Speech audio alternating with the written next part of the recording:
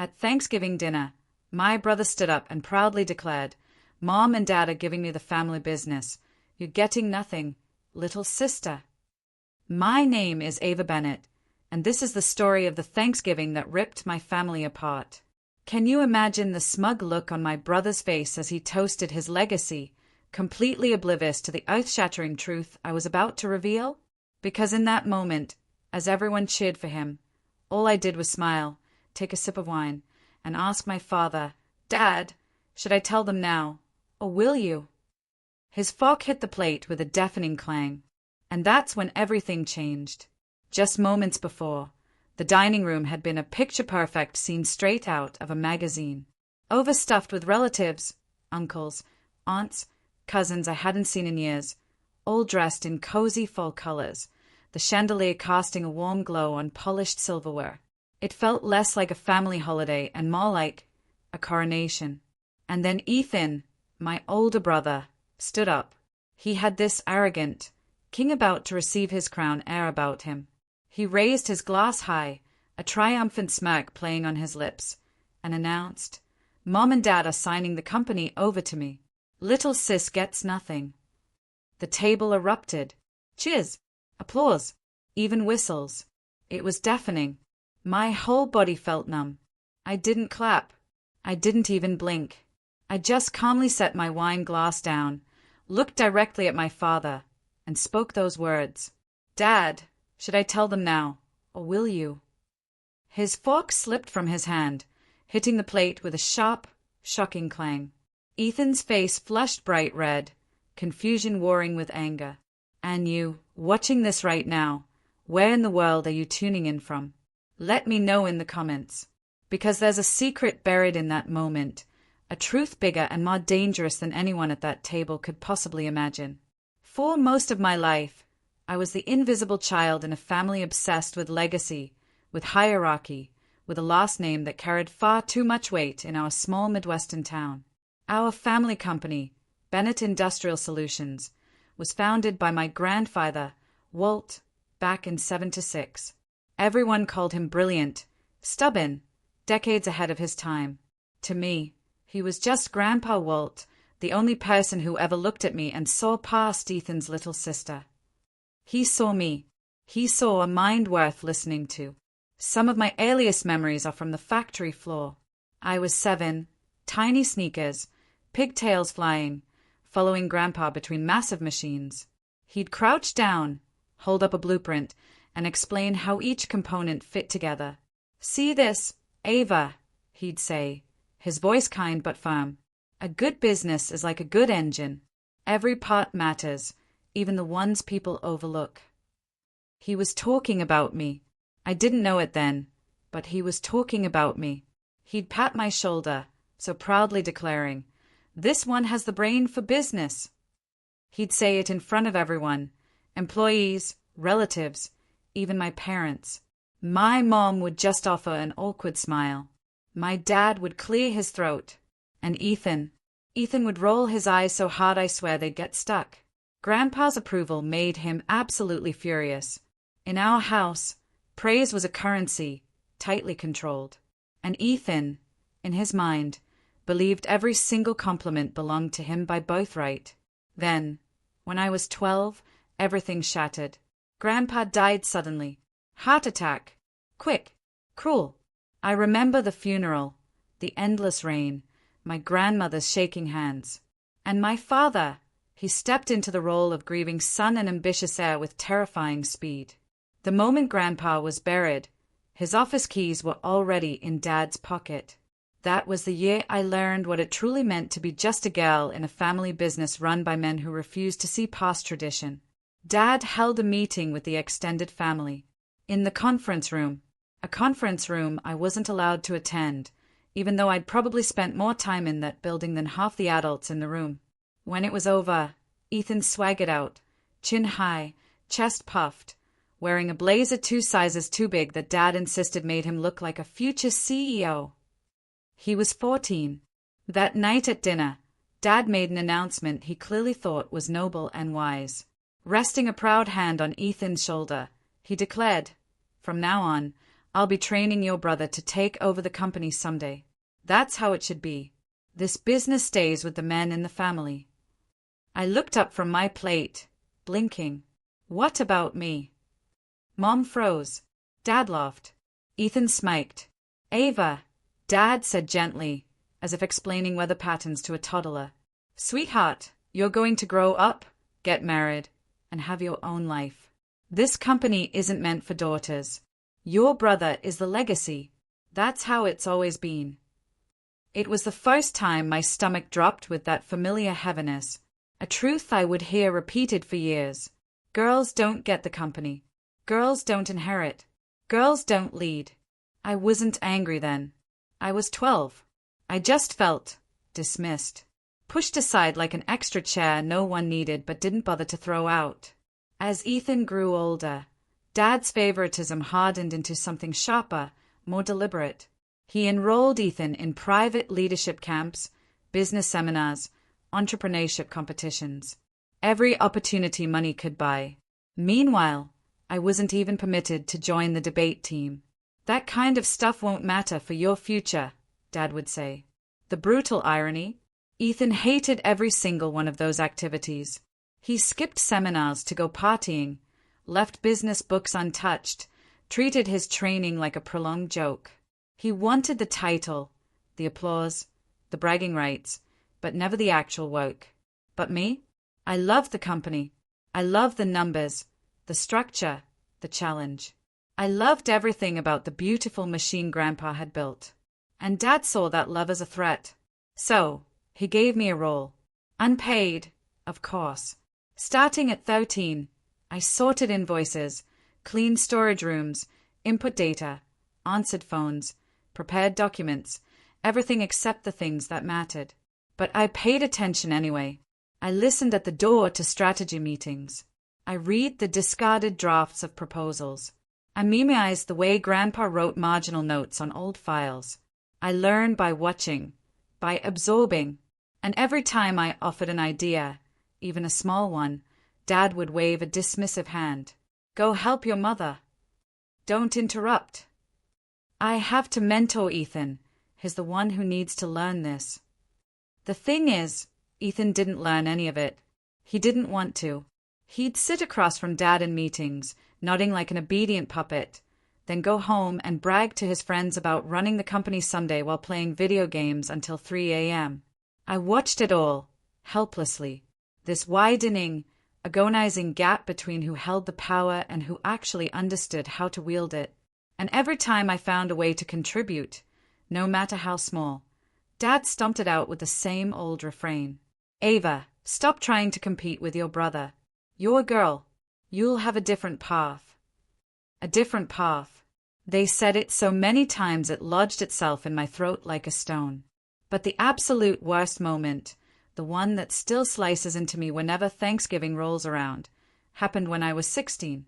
I'd worked for weeks on a proposal for a cost-saving system for the factory supply chain.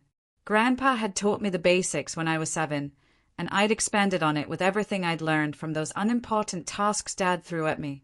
I printed it, bound it perfectly, and left it on Dad's desk. He didn't even read it. He just handed it to Ethan. "Hey," he said, "present this at the meeting. Good practice for you." And Ethan did, word for word. He didn't even understand half of it, but everyone clapped anyway. I stood in the hallway, holding a stack of files, listening to them congratulate him while he took credit for something I built with my own brain. I didn't cry. Not there. I waited until I got home, shut myself in my room, and pressed my face into a pillow so no one would hear the silent, heaving sobs. That was the day I realized I wasn't just being overlooked. I was being erased. Not because I lacked talent, not because I wasn't capable, but because I wasn't born male, and because the one person who truly believed in me, Grandpa, was no longer there to protect me. That was my first true heartbreak. Not a boy, not a friend, but a legacy, a future, a birthright that evaporated the moment the only man who saw my worth was lowered into the ground. And that pain, the pain of being pushed out of my own family story, would become the fuel for everything I did next. Leaving home at 18 wasn't some dramatic movie scene for me. No slammed doors, no shouted arguments, no teary promises to come back stronger. It was quiet, almost too quiet. I remember standing at the edge of our driveway at dawn, my entire life packed into a single second-hand suitcase, waiting for the ride-share that would take me to the airport. The house behind me was still dark, every window shut, every door closed, exactly how my family had always preferred to keep themselves from seeing me. No one woke up to say goodbye, not even out of politeness. But the moment I stepped onto that plane, something inside me clicked into place. For the first time, the world felt like mine to claim, instead of something I had to fight my brother for. I moved into a tiny dorm room at a university states away, one of the few that had offered me a full scholarship in finance and business analytics. I worked 3 part-time jobs, lived on microwave noodles, shared textbooks with classmates, and studied until my vision blurred. And I loved it, because every lecture, every textbook chapter, every late-night problem set felt like another brick being laid on a foundation I was finally allowed to build for myself. It didn't take long for professors to notice the way I processed numbers differently. I wasn't the loudest in the room, but I was the one people always turned to when a case study had an angle no one else could crack. I had a way of seeing patterns, cost structures, valuation gaps, inefficiencies that others missed.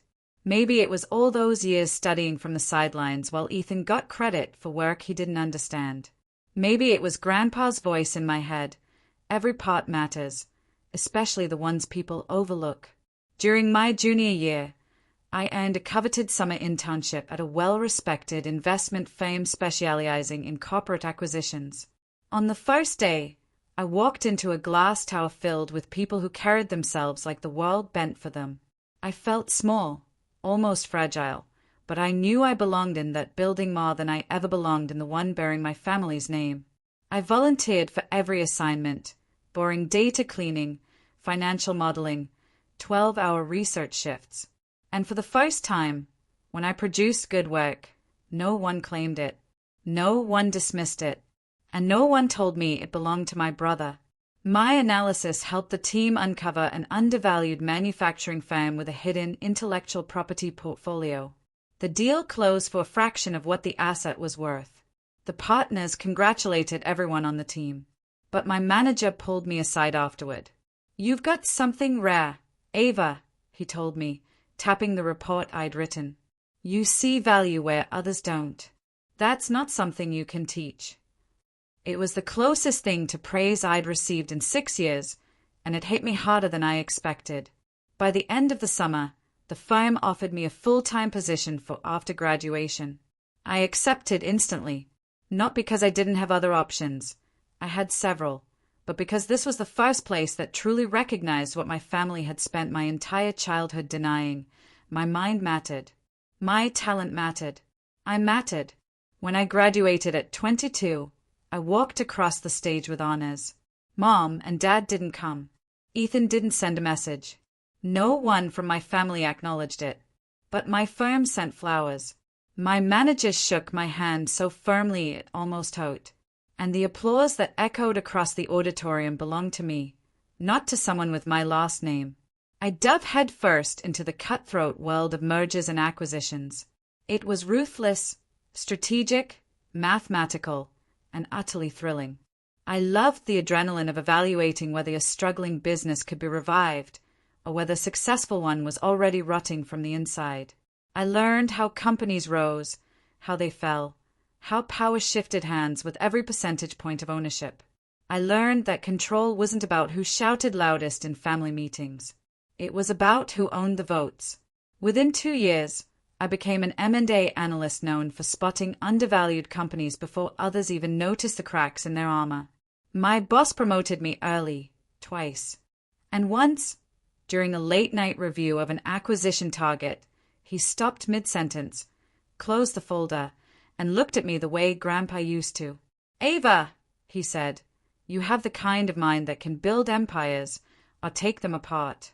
You just have to choose which one you want." His words hit deeper than he knew, because the empire I cared about was one I was never allowed to touch. the one my grandfather built, the one that had been withheld from me, not because I lacked skill, but because I lacked a Y chromosome. So, I did something small at first. Something quiet. I began investing my savings. Nothing dramatic, just a few thousand here and there into small, family-owned regional businesses. I wanted to understand firsthand how ownership worked, how equity diluted, how older shareholders made decisions, how voting power shifted when someone accumulated enough shares. I met elderly founders who reminded me of Grandpa, stubborn, but brilliant. Retired employees who still held token shares. Cousins who inherited stock they didn't want. Widows who didn't understand the value of what they owned. And as I built relationships, something unexpected happened. People trusted me. They saw my sincerity. They liked my questions. They admired how I studied everything instead of pretending to know it all. They started offering me shares, small percentages, symbolic even. But each transaction taught me a lesson my family tried to hide. Ownership is power. Quiet power. Invisible power. The kind of power no one notices until it's too late. Over the next few years, my portfolio grew. My financial literacy sharpened into instinct. I learned to read balance sheets the way some people read faces. I understood markets at a bone-deep level. I learned not just how to buy shares, but how to position myself so that when the time came, I could influence decisions others assumed were already locked in. And with every step forward, with every credential gained, with every investment made, a truth took root inside me. I wasn't meant to be an observer in my family's legacy. I wasn't meant to be erased. I wasn't meant to sit quietly watching Ethan be handed a crown he never earned. I was meant to build something of my own, and perhaps, one day, take back what should have been mine all along. That thought, the one I buried deep, would become the spark of the twist waiting at the next Thanksgiving table. It happened on an ordinary Tuesday, the kind of day when nothing in your life is supposed to shift, but everything does. I was sitting in a glass-walled conference room on the 32nd floor, reviewing a list of potential acquisition targets with a major client. It was a routine meeting, the kind I'd participated in dozens of times. Columns of numbers, distressed companies, underperforming divisions, strategic opportunities. But as the client scrolled through the slide deck, a familiar name materialized on the screen, sitting casually in the middle of a list of potential sell-offs. Bennett Industrial Solutions. Preliminary interest from a private equity group. My breath froze somewhere between my lungs and my throat. I blinked once, twice, convinced I'd misread it. But no. My family's company. My grandfather's life's work. It was being quietly considered for sale. And somehow, despite all the years I had spent working in finance, all the deals I had analyzed, all the businesses I had helped evaluate, no one in my own family had breathed a word of this to me. The rest of the meeting blurred into static. I nodded at the right times, took notes automatically, asked technical questions that came out on instinct alone, but my mind was boning. Bennett Industrial being sold. How? Why? Who initiated it? The moment the meeting ended, I slipped out to the hallway, pulled out my phone, and dialed my father. He answered on the third ring, his voice clipped and businesslike. What is it, Ava? I'm in the middle of something. I didn't bother with pleasantries. Dad, is the company selling? Your company. Our company. Why is it on a list of potential acquisitions? There was a long silence on the other end. Then a scoff. Where did you hear that? I saw it in a client deck. They are reviewing distressed manufacturing firms. Why is Bennett Industrial even on that radar? Another pause. Then his voice hardened. Ava, this is men's business. You don't need to concern yourself with it. I closed my eyes. Dad, that's not an answer. It's not your place to ask questions. His tone grew colder. Let the men handle the company affairs. You wouldn't understand what's going on. I felt the words like a slap. The person whose daily life revolved around valuing companies, assessing risk, and analyzing leverage, wouldn't understand. Dad, I tried again, controlling my voice. I work in corporate finance.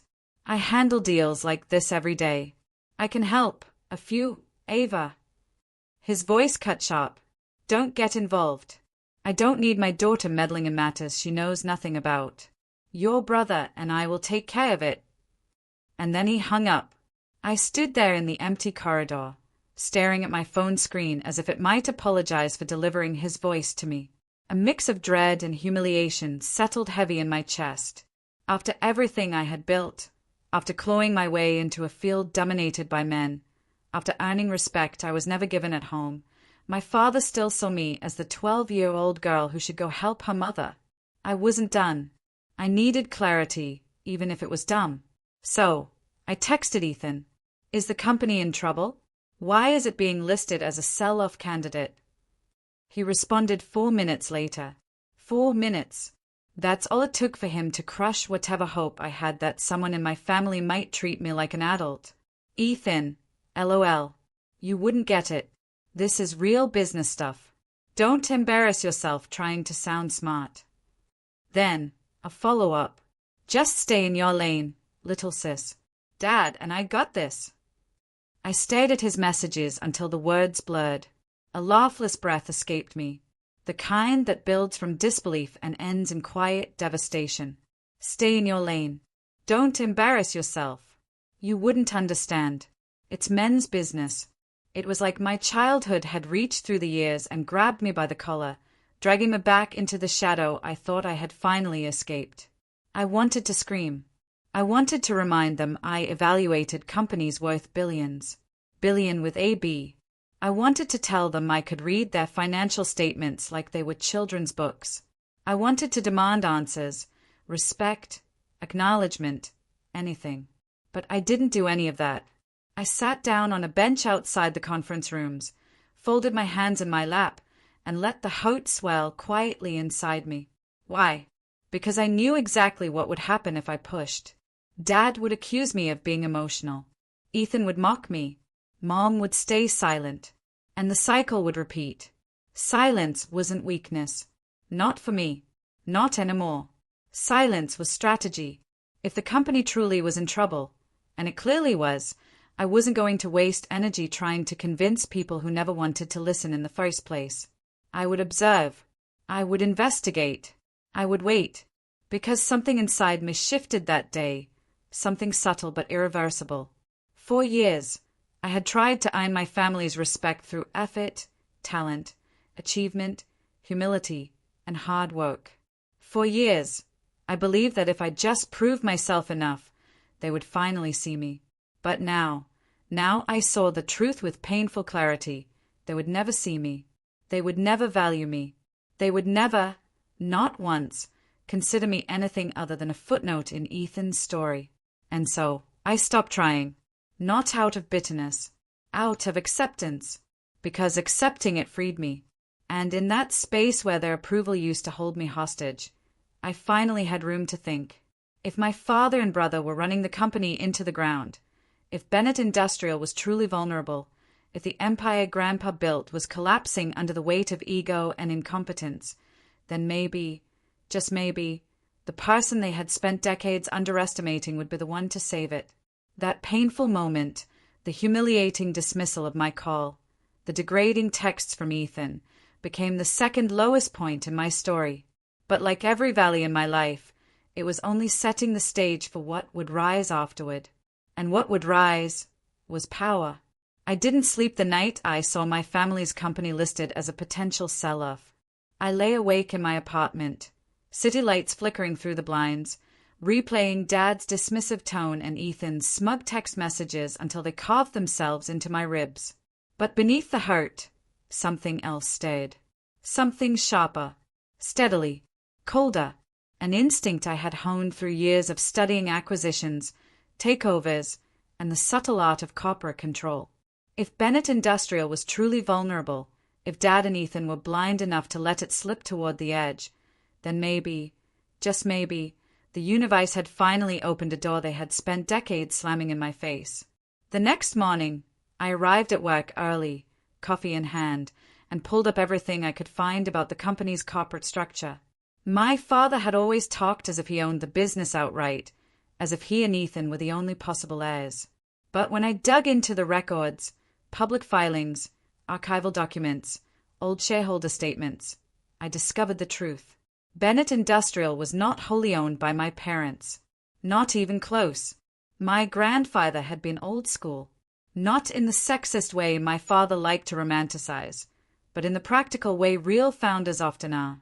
He had built the company with a group of close friends, long-time employees, and early investors from the late 70s and early 80s. And because he trusted people, he had never consolidated ownership.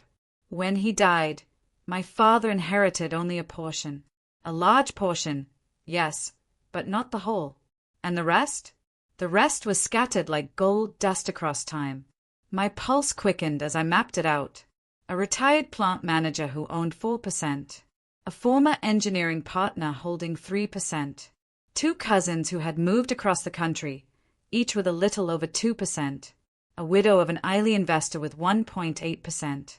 Several of Grandpa's old friends with anywhere between 0.5% and 2%.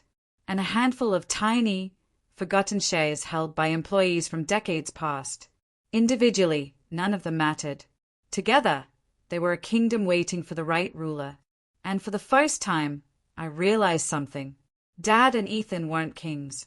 They were squatters sitting on a throne built by a man whose blood ran in my veins, not theirs. So, I started doing what I did best. I analyzed. I strategized. I planned. Then, I acted. The first person I reached out to was Mr. Holloway, a retired engineer who had worked with my grandfather for 30 years. His name was on several old ownership documents. I found his number through public records and called him one Saturday morning, expecting a quick conversation. Instead, we ended up talking for almost 3 hours. He remembered me, not as Ethan's little sister, not as the girl, but as the kid who followed Grandpa around the factory, asking why machines made certain sounds and what a supply chain was. I told Walt you were going to run this place someday, he said, his voice warm with nostalgia. But your daddy, he never listened much. My throat tightened. Mr. Holloway, would you ever consider selling your shares? Not to the company, to me. There was a pause, a long one, then a soft laugh. I always knew you'd come back for it. And just like that, the first piece of the puzzle slid into place. We arranged a private deal. No announcements. No family involvement. A clean transaction. And it felt like lighting a fuse. Quiet. Small. Yet capable of burning through everything that had once held me powerless. After that, I made a list of every shareholder I could find. Every name was a thread, and I pulled each one slowly, strategically. A widowed woman in Kansas who cried when she realized someone still remembered her husband's role in the early days of the company. A retired accountant living in Arizona who had no children and wanted his shares in the hands of someone sensible. A cousin who hadn't spoken to my side of the family in years and readily agreed to sell once he heard Ethan was expected to take over. Your brother, he scoffed. That boy couldn't run a lemonade stand. An old friend of Grandpa's who told me, your grandfather used to brag about how smart you were, said you had the only real business head in the family. One by one, they sold. Not because I pressured them. Not because I offered outrageous sums. They sold because they remembered my grandfather, the man whose values they trusted, and because in some small way they saw pieces of him in me. Every deal added another percentage point. Each contract was another heartbeat of power, another inch of leverage, another step toward the one thing my father believed I would never have, ownership. I moved carefully, quietly, always through private channels, never through public filings that might alert my family. I used holding companies, trusts, strategic intermediaries. Perfectly legal, perfectly discreet. My boss didn't know. My coworkers didn't know. Even the people I was dating didn't know. It wasn't secrecy.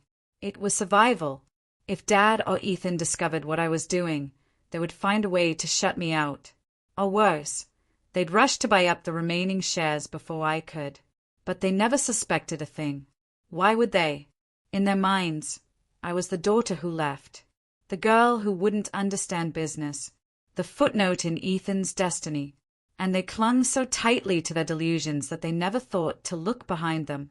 Meanwhile, I kept going, one acquisition at a time, one signature at a time, one silent victory at a time, and with every transaction, the scales tipped.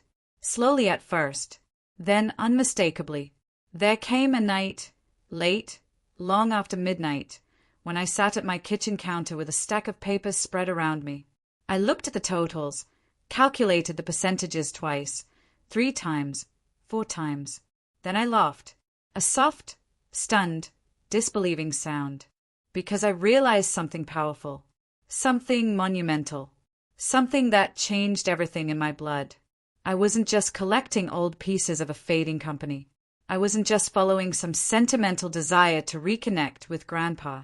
I was building power, real power, legal power, the kind of power men like my father and brother feared without ever acknowledging it. I was becoming a force, and they still didn't know. That was my third rise.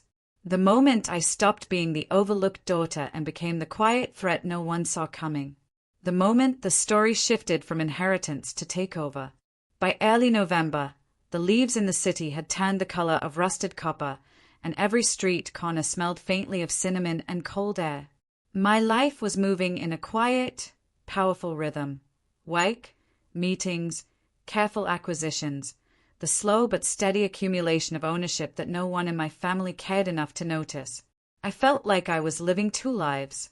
One where I was a respected M&A specialist making strategic decisions for companies across the country, and another where I was a ghost in the halls of my own family's legacy, seen only when it was convenient for them. The invitation came on a Wednesday afternoon. It wasn't handwritten. It wasn't thoughtful. It wasn't even personally addressed. It was a mass email sent to the entire family with a subject line that made my stomach tighten: Thanksgiving dinner and special announcement honoring Ethan Bennett. I opened it. The words hit exactly where they intended. This year, we will be formally recognizing Ethan's leadership and announcing his transition into the role of CEO for Bennett Industrial Solutions. CEO, as if it were already done, as if the decision were unanimous, as if the entire company were their personal property to crown and pass down like a family heirloom. There was one sentence, almost an afterthought, buried near the bottom. Ava, we hope you can attend. No, would love to see you. No, please come home. Just an obligatory mention, like checking a box to avoid accusations of completely cutting me out. I stayed at the screen for a long time, emotions rising and falling in quiet waves. Not because I was surprised. I knew this was coming. Ethan had been preparing for this moment since he was 14. And Dad decided he would be the heir. But the arrogance, the entitlement, the absolute confidence that the company was theirs to give away like a birthday present. It burned, even after everything I had accomplished. Some wounds still stung like they were fresh. I hadn't even decided whether to go when my Aunt Linda called. She was one of the few people in the family who had ever looked at me with something resembling kindness. Ava, she whispered the moment I answered, sounding like she was calling from behind a closed door. I heard you got the invitation. Yep. Listen to me. Her voice shook a little, like she was afraid someone might overhear. They are planning something. Your father, your brother, they want to embarrass you in front of the whole family. They've been bragging about the CEO announcement for weeks. I swallowed. Of course they have. No, Ava. You don't understand. Her breath hitched. They want to humiliate you. Make it clear you don't belong. They think it will look good. Ethan stepping up. You being gracious about it. They think you'll sit there quietly and clap. A fresh wave of heat prickled at my skin. Why are you telling me this? Because I saw your grandfather in you, and he never would have wanted this. Just don't let them break you. Don't let them. As if they hadn't already tried for most of my life. As if I hadn't already been dismissed, overlooked, minimized, and erased in ways that left scars I rarely spoke about. But there was something Aunt Linda didn't know. Something no one in my family knew. I wasn't the girl they used to humiliate. Not anymore. And when she whispered, "Are you going home?" I answered truthfully, "Yes, I am." But not for the reasons they expect. Not to clap for Ethan.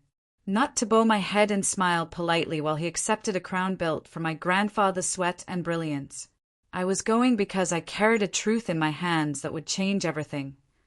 When Thanksgiving week arrived, the tension settled over me like a second skin. I worked during the day, but every night I found myself staring at the stack of documents I had collected: shareholder agreements, acquisition contracts, ownership breakdowns, proof of everything I had built quietly, strategically, deliberately. Every signature felt like a heartbeat. Every percentage point felt like a step forward. Every line on those pages was another piece of armor. But the night before I left for my hometown, my phone buzzed with a message from Ethan. "Ethan, don't forget dinner is at 4. Try not to be late this time. It's an important night for the family." I laughed out loud, a small, sharp sound that echoed in my empty kitchen. Important night for the family. A night he believed would cement his legacy. The moment he'd get everything handed to him: title, company, prestige, while I would sit politely at the edge of the table like a decorative plant. He had no idea.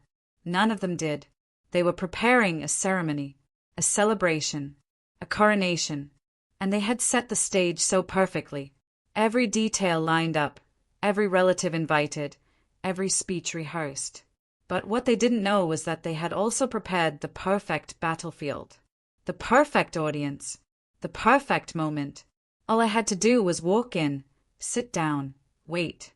And when the moment came, I would not be the girl they expected to humiliate. I would be the storm. The night before Thanksgiving, I packed a suitcase with simple clothes and my laptop bag. Then I opened my safe and pulled out the folder, thick, heavy, filled with signatures that represented years of strategy and patience. I held it in my hands for a long time, the weight familiar, almost comforting. Then I whispered to no one and everyone, "They have no idea what's coming." This was the third valley of my story. Not the lowest, not the darkest, but the last quiet moment before the floor dropped out from under my family. Because I was going home, not as the forgotten daughter, not as the overlooked outsider, but as a force none of them were prepared to face. 1 week before Thanksgiving, the city was already wrapped in early winter. Biting cold, gray skies, and the kind of sharp wind that forces people to tuck their chins into their coats. I was in my office reviewing end-of-quarter reports when my phone buzzed with a name that made my breath catch: Raymond Carter. Ray Carter had been one of my grandfather's closest friends, more like a brother in arms than a colleague. They had built the early prototypes together. He had been in the room when the first contracts were signed. He had been there the night my grandfather toasted the company's first profitable year. And he had retired in the mid-2000s, taking a small but meaningful share of the company with him, 7%. The exact 7% I needed. The last piece, the final keystone. My hands trembled slightly when I answered. "Mr. Carter, this is Ava Bennett." His warm, gravelly voice crackled through the line. "I was hoping you'd call me back, sweetheart. I've been thinking about what you said." I sat straighter, pulse quickening. I had called him weeks earlier, making the same quiet offer I had made to all the others. A private, respectful request to purchase his shares. No pressure, no manipulation, no dramatic speeches. Just truth.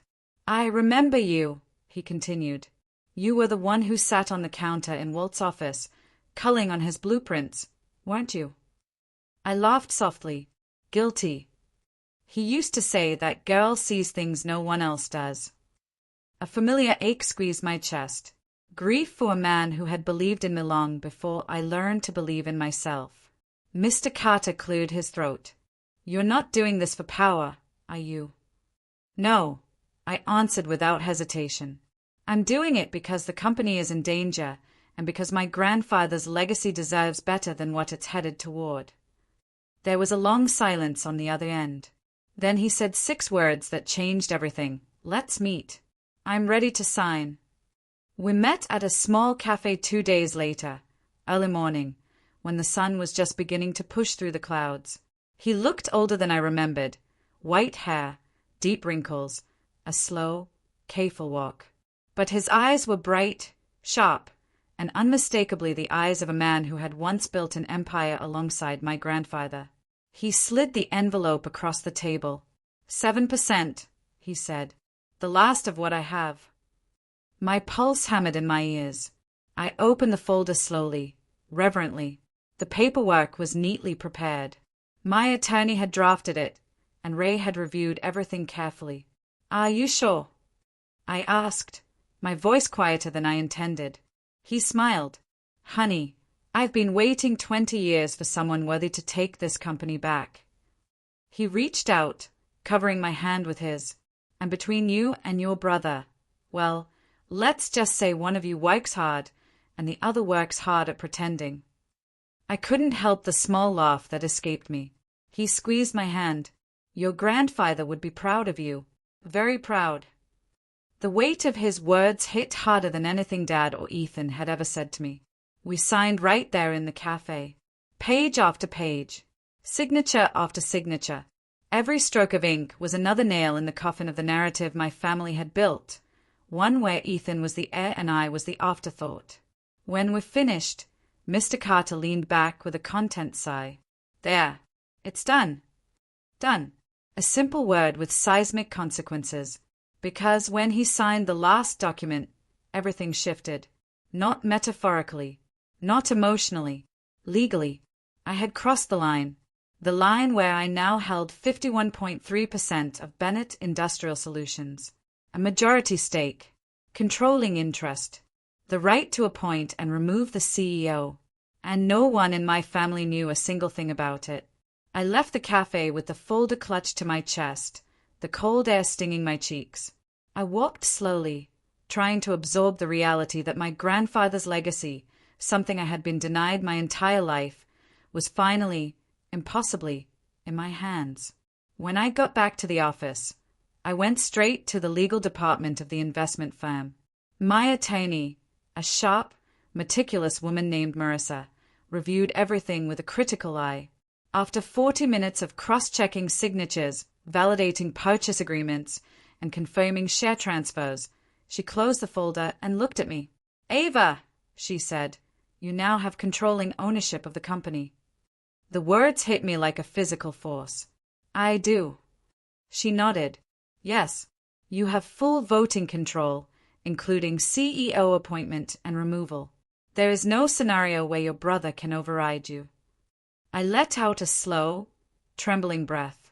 All the years of dismissal, of invisibility, of being told I would never lead because I was born a daughter instead of a son. All the years of being erased, belittled, overlooked. They all funneled into that single moment. Marissa watched me with a small, almost proud smile. You planned this well. But I shook my head. It wasn't a plan, I said softly. It was survival. After she left the room, I sat alone at the table, staring at the folder. My hands hovered over it, tracing the edges. Then I closed my eyes. Grandpa, I whispered. I did it. I finally did it. A wave of emotion rolled through me. Relief, pride, grief, triumph, all tangled together. For the first time, I didn't feel like a shadow in my own family. I didn't feel like the forgotten daughter. I didn't feel like someone waiting to be allowed into the room.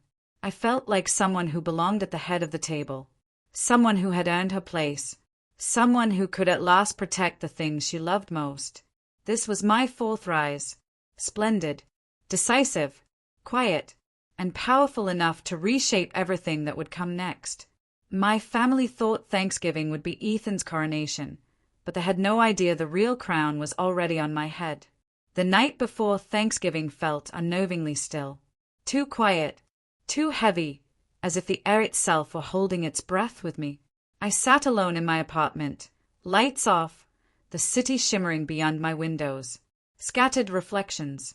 The folder containing the shares, my 51.3%, lay open on the coffee table. Every signature, every number, Every initial stared back at me like a truth too large to fit inside my chest. I should have felt powerful, secure, victorious. Instead, all I felt was the sharp sting of memory.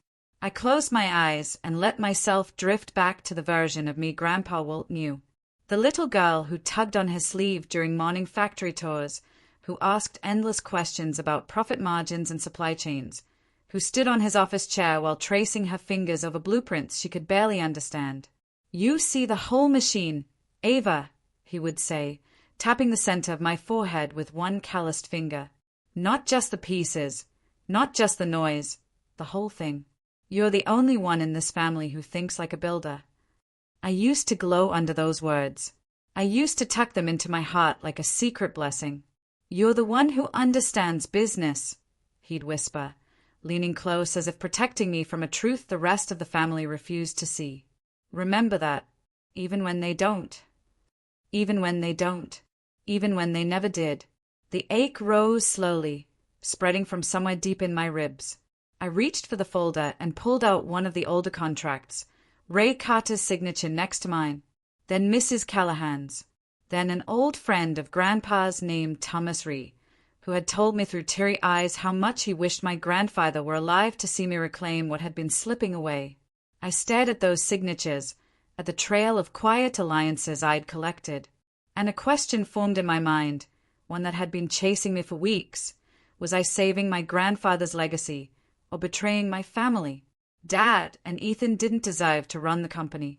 I knew that. Everyone who had ever worked with them knew that.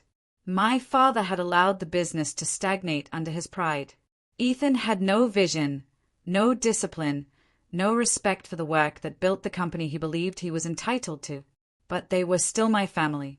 As flawed as they were, as cruel as they'd been, they were my blood.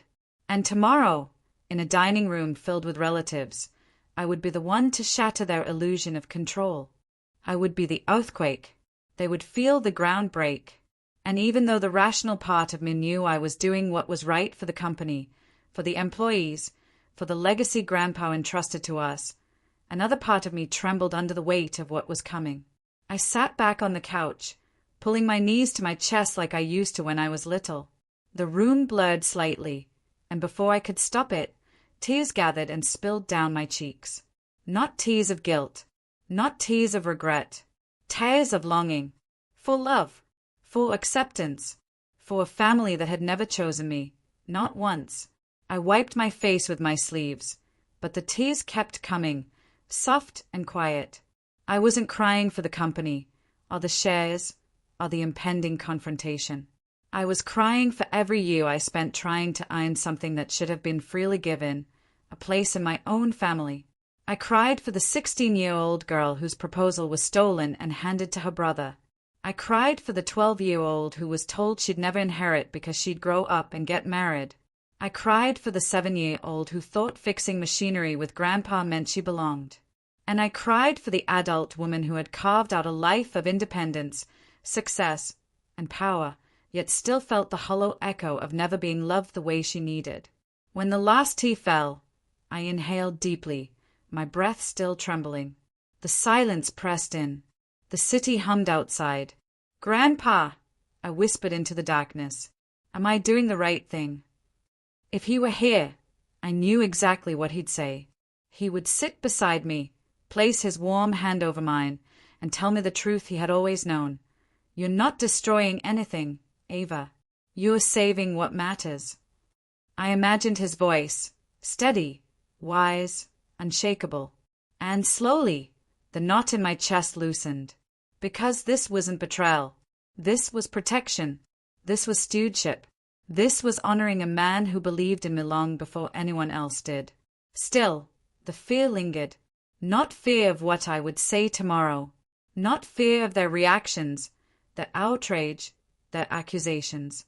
I had already rehearsed every possible outcome. No, the fear that gnawed at me was far quieter, far older. What if, after everything, they still didn't care? What if stopping Ethan from destroying the company didn't change anything about the way they saw me?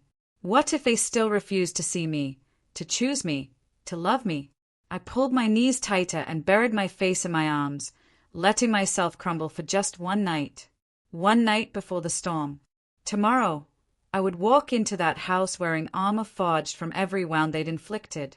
Tomorrow, I would be unshakable. Tomorrow, I would reveal the truth. But tonight I let myself be the girl who missed her grandfather. The girl who wished her family had loved her differently.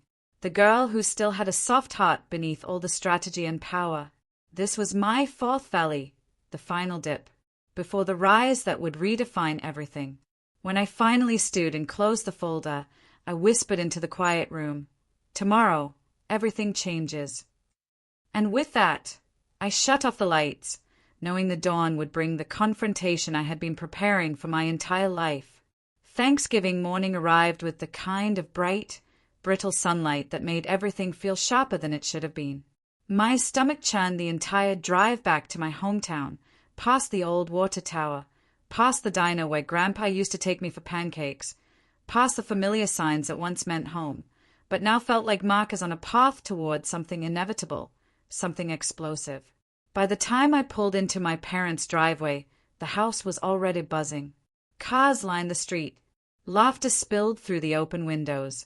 The smell of roasted turkey and buttery rolls drifted through the crisp November air.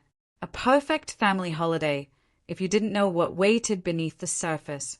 I walked inside, carrying only my coat, my handbag, and the thick envelope tucked safely inside. I was greeted with nods, stiff smiles, the obligatory "there she is," murmured with the kind of politeness reserved for acquaintances, not family. No hugs, no warmth. Just the role I had always been assigned, the outsider with the same last name. Dinner was set, beautifully. White tablecloth, gold napkin rings, candles flickering along the center. Ethan sat near the head of the table, wearing a new suit and a smile that made my skin crawl.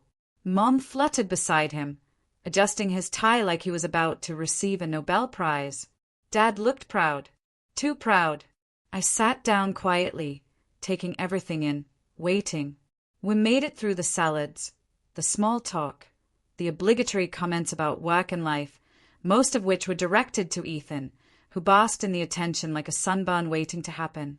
Then it began, right on cue. Dad tapped his glass. "Everyone, if I could have your attention." Conversations quieted, heads turned, eyes brightened with anticipation. This was the moment. He looked at Ethan, beaming. Ethan stood up slowly, raising his wine glass as if he were about to deliver a presidential speech. "As many of you know," he began, puffing his chest, "my parents have been planning for the future of our family's company." A murmur of approval rippled through the room. "And today," he continued, a smug grin spreading across his face, "I'm proud to announce that Mom and Dad are signing the company over to me as the new CEO." Applause erupted. Actual applause. Clapping. Cheering. A few relatives even whistled. I sat still, staring at the tablecloth. My heart beating calmly, steadily, cold and clear, like a drum counting down to detonation. Ethan basked in the glory, raising his glass higher to new beginnings. Everyone followed suit, lifting their glasses, faces glowing with pride. Everyone except me. I set my glass down deliberately, quietly. The soft clink cut through the noise like a blade. Dad noticed first. His smile faltered. "Ava." I lifted my eyes and met his. "Dad," I said softly, "should I tell them now, or will you?" The room froze. Forks hovered midair. Hands paused halfway to their mouths. The candles flickered as if confused by the sudden silence. Dad blanched, his face drained of color. "Ava," he warned quietly, "don't do this." But I was already reaching into my handbag. I pulled out the thick envelope, the one that had traveled across states, across years of pain, across every barrier they tried to build to keep me small. I placed it directly in front of Ethan. He frowned. "What's this?" "The truth," I said, "since we're making announcements today." He laughed, a nervous, dismissive sound. "Ava, stop being dramatic. I tapped the envelope. Open it. He ripped it open with exaggerated annoyance. But the moment he scanned the first page, his face twisted in confusion, then panic. What is this? The company, I said, my voice calm and steady as I rose to my feet, isn't being signed over to you. A ripple of shock traveled down the table. Dad stood up abruptly. Ava, that's enough. No, I said. It's not enough. Not yet. I looked at Ethan, who was now sweating through his expensive suit. You can't sign the company over, I continued, because you don't own enough shares to sign anything over. Ethan shoved the papers toward Dad. What is she talking about? He yelled, his voice cracking. I pulled out the rest of the documents, spreading them across the table. Pages and pages of ownership transfers, legal agreements, notarized sales. One cousin gasped. An aunt covered her mouth. Someone whispered, "Oh my God." Then I delivered the final blow. I own 51.3% of Bennett Industrial Solutions. I said clearly, I am the majority shareholder. Legally, that makes me the one who appoints the CEO. The room erupted, not in noise, but in a silence so complete it felt like the air had been sucked out of the house. Ethan stumbled backward, bumping into his chair. No, that's impossible. Dad, tell her she's lying.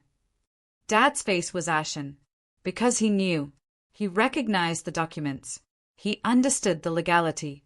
He saw the signatures, the ones he never knew were happening behind his back.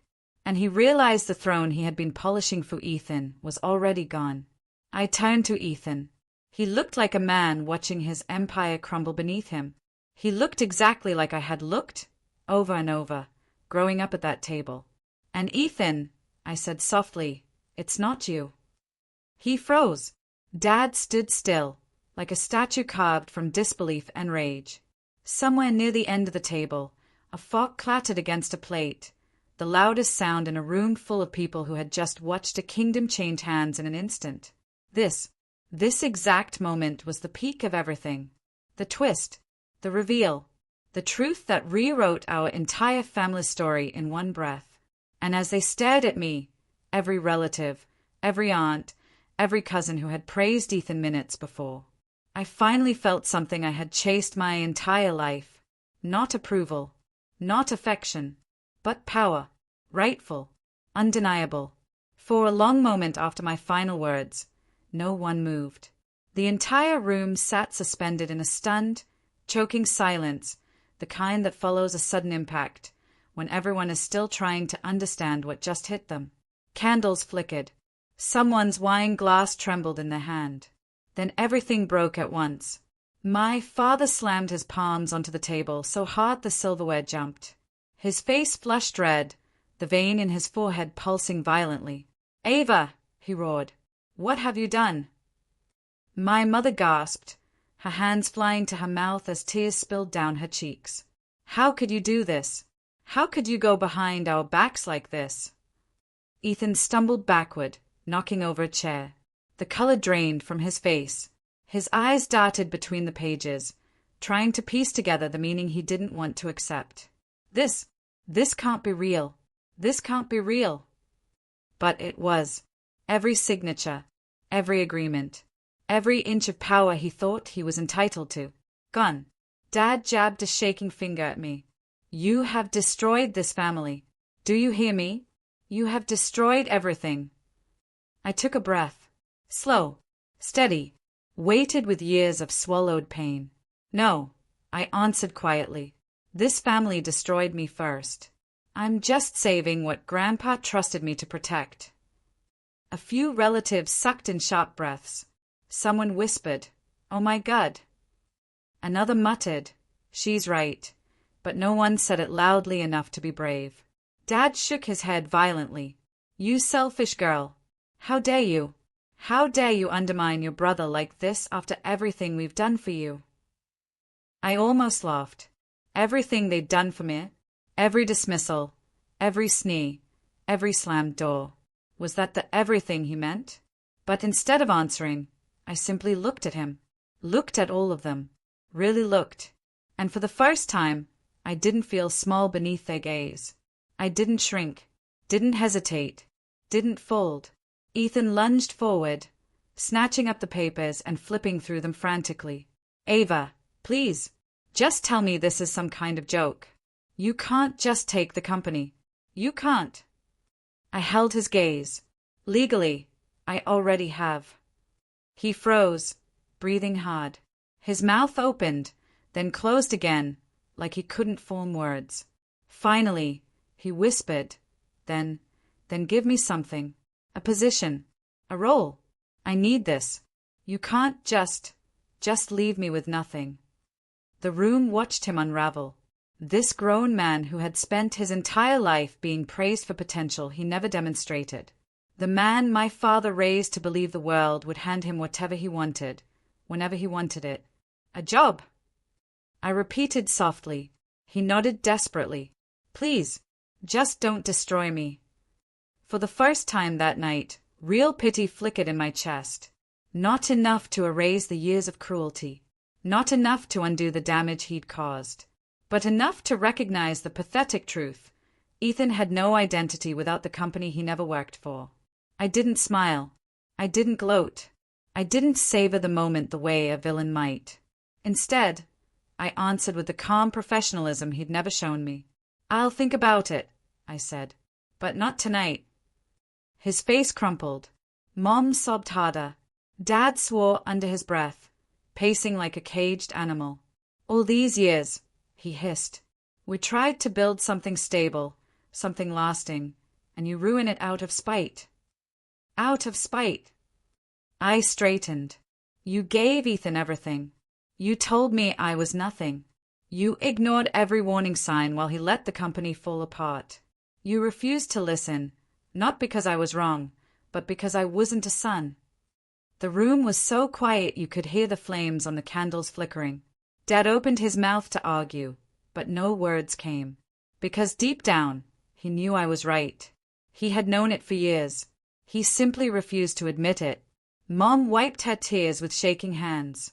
Ava, honey, we didn't know how to include you. I swallowed hard. You didn't want to include me. The truth hung there, heavy and irrevocable.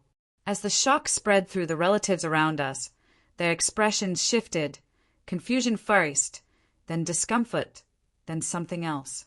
A mixture of fear and respect, the kind reserved for someone who had just revealed the crown they forged in silence. Aunt Linda met my eyes from across the table. She was the only one who nodded. Just once, a tiny gesture that said, You did what needed to be done.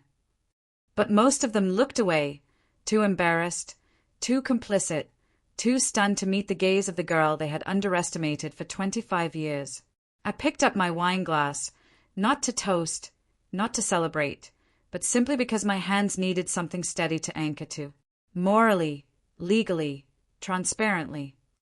Dad's face twisted. You can't just waltz in here and take control. I didn't waltz, I replied.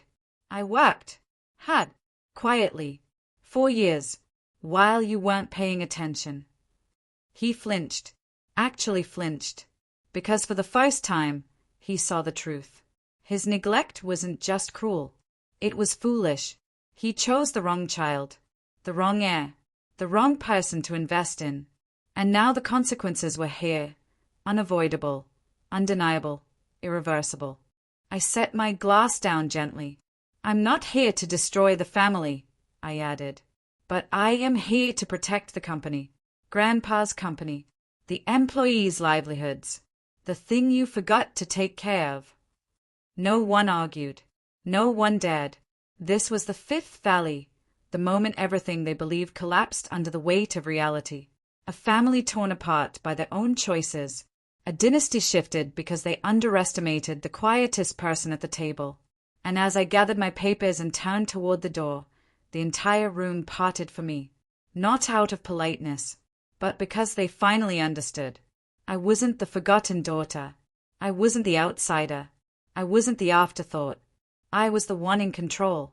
Now, 1 year later, the world felt different. Not louder, not brighter, but clearer, as if someone had wiped a long-fogged window I'd spent my entire life pressing my face against. I stood in the glass-walled conference room of Bennett Industrial Solutions, my company now, watching the winter light reflect off the polished floor. The logo Grandpa designed decades ago hung behind me, restored to the original colors he'd chosen. I had spent the past 12 months rebuilding the business from its foundations, not transforming it completely. Grandpa had already built something solid, but redirecting it back to the principles he believed in: transparency, innovation, respect for workers, and sustainable growth. The things my father abandoned when he became too consumed with appearances. I wasn't the CEO. I didn't need the title. But I was the company's strategic director, the person every major decision passed through, the one the board trusted, the one employees came to for direction. And I did something my father never would have considered. I invited people who had built the company with Grandpa, his old colleagues, retired managers, former engineers, to return as advisors. The day they all walked into the boardroom, some using canes, some with silver hair, some with weathered hands and jackets that smelled faintly of machine oil, I felt like I had brought the past home. "You're Walt's girl," one of them said, clapping my shoulder. "No," another corrected with a grin. "She's Walt's legacy." They helped me modernize operations, renegotiate aging supplier contracts, update machinery, and implement employee-first policies Grandpa would have championed. And the numbers reflected it. Productivity rose. Turnover dropped. Partnerships blossomed. Competitors took notice. The company, once flagged as a distressed asset, was now recognized as a rising example of ethical modernization. Not because of a miracle, not because of luck, but because the right person, someone who understood the engine, every single part of it, was finally at the helm. As for Ethan, he didn't fall apart the way I once feared he would. Reality humbled him, and strangely, it also steadied him.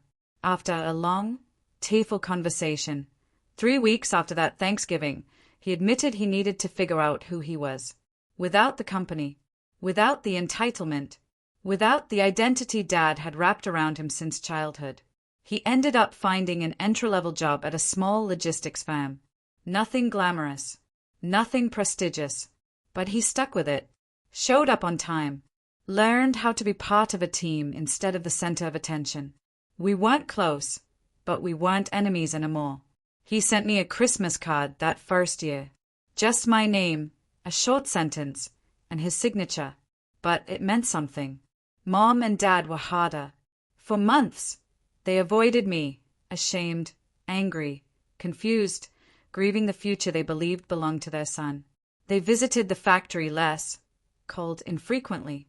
But every time they saw the company thriving under the new leadership structure, something shifted. Respect, real, grudging respect, grew in the cracks where pride had once lived.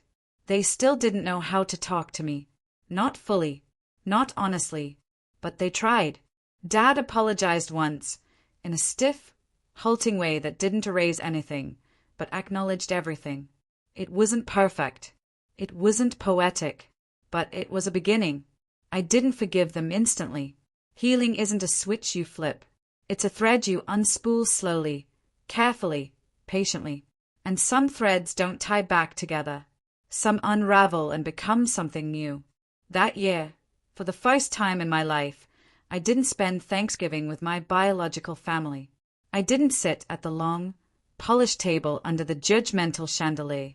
I didn't pretend to belong where I'd always been treated as an outsider. Instead, I hosted a dinner in my apartment, a warm, cluttered, laughter-filled space, filled with the people who had shown up for me in ways my family never had. My best friend from college, 2 co-workers who had become sisters, my mentor from the farm, a neighbor who always watered my plants when I traveled, and even Aunt Linda, who arrived carrying pumpkin pie and a hug that felt like love and apology woven together. We sat on mismatched chairs. We ate on plates from different sets. We burned the rolls. We spilled wine. We laughed until tears formed. And for the first time, Thanksgiving felt like something real. Something chosen. Something that belonged to me. A chosen family. A chosen home. A chosen life. When dessert came, someone raised a glass and said, "Ava, this year was yours." But I shook my head softly. "No," I whispered. "This year was Grandpa's." I stepped out onto the balcony later that night, looking out at the shimmering city, the cold wind brushing my face gently, almost like a hand. I closed my eyes and whispered the words I'd carried for 20 years. "Grandpa, you believed in me. I just needed time to prove you right." A long silence settled around me, peaceful, full, warm despite the cold. Then I turned back inside where my chosen family waited, laughing, calling my name, where I was loved, not for my power or my inheritance, but for the person I had fought tooth and nail to become. And before I closed the balcony door, I whispered one last message for anyone listening, anyone hurting, anyone who had ever been the overlooked one at a table full of people who should have loved them. Your worth isn't defined by who fails to see it. Build your life anyway, and when you're ready, choose the people who choose you. That was the real legacy. So tell me, have you ever been in a situation where you had to fight for what was yours, even against your own family? Or have you found your own chosen family that truly sees and values you? I'd love to hear your stories and thoughts in the comments below. And if this resonated with you, please hit that like button and subscribe for more tales of resilience, unexpected turns, and finding your true place in the world.